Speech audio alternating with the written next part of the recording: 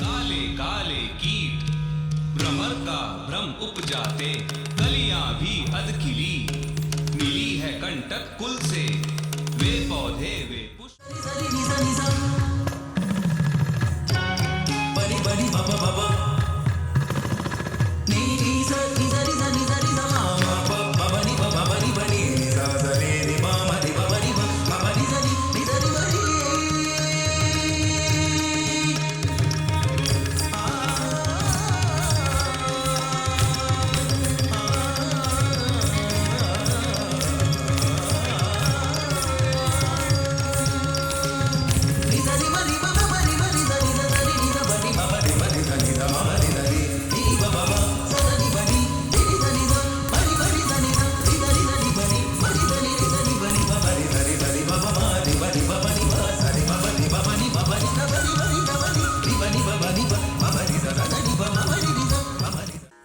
India's ancient concept, ahimsa, was given potent new meanings by Gandhi.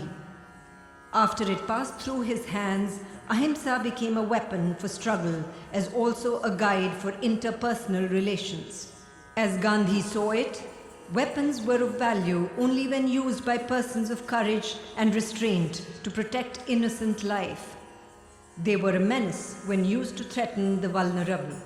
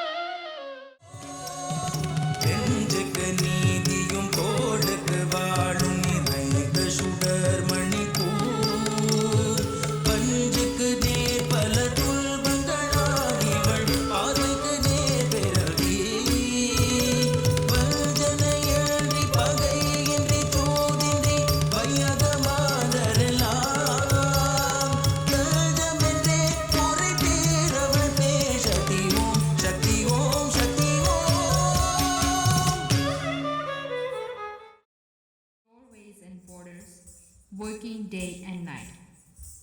Work in the summer, where the heat gets closer. Will summer be the same summer? Will winter be the same winter? These are questions we ask ourselves even when we don't mean to. The desert is hot, but not this hot. Winter is cold, but not this cold. The flowers planted on Mother's Day baked in the heat. The tomatoes in the yard frozen over. 400 miles away, the ocean brews up a loud feeling, shaping hurricanes. Fish underwater swimming to shelter. We run to shelter.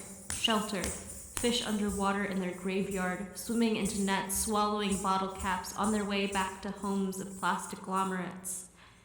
Plastic and rock melting together. Plastic is part of the Earth's geology. melted plastic, grains of plastic and grains of sand, microplastic, macroplastic, new plastic, old plastic, 1950s mint green plastic, 2019 plastic, 70 million tons of 2019 plastic. There is more microplastic than there are stars in the Milky Way. It's not your fault.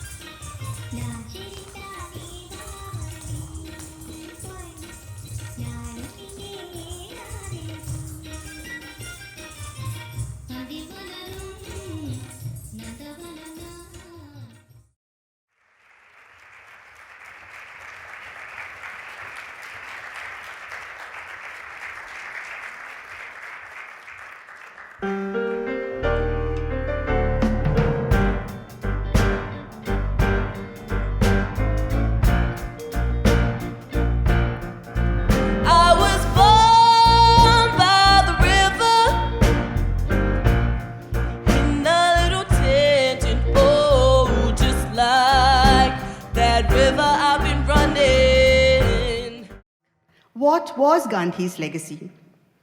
Look at the earthly possessions that Gandhi left behind. A few pieces of very rough homespun cloth that he wore, a pair of sandals, spectacles, a watch, a wooden bowl for food, a carving of 3 monkeys which a Japanese friend gifted him, signifying, see no evil, hear no evil, speak no evil.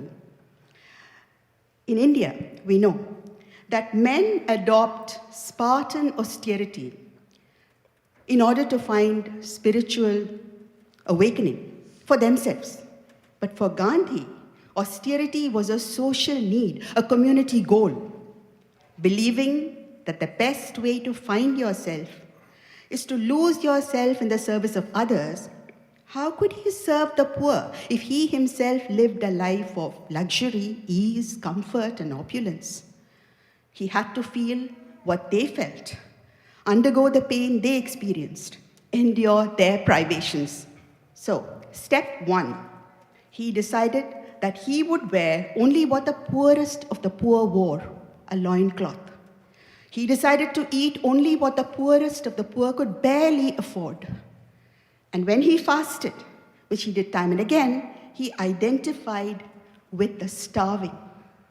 Even as a child, Gandhi was deeply impressed by a song in his mother tongue, Gujarati.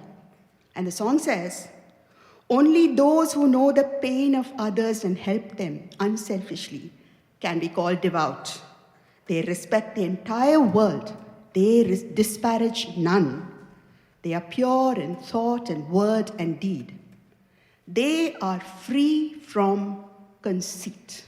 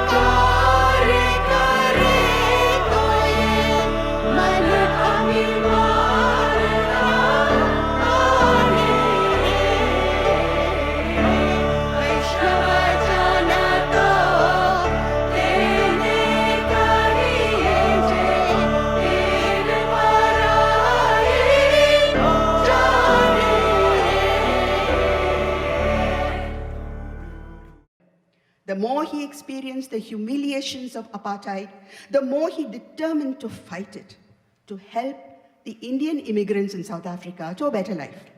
But how could helpless Indian immigrants in South Africa, most of them indentured laborers, practically enslaved by their white masters. How could they fight against a government armed with political and military might?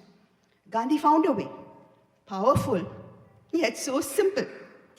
Non-violence, ahimsa, exerted with the force of truth. Satyagraha. On 9/11/1906, Gandhi launched a peaceful, non-violent Satyagraha movement in South Africa. He guided his people to engage in civil disobedience, disobey the government's unjust laws, he told them. But no physical force, only with moral force.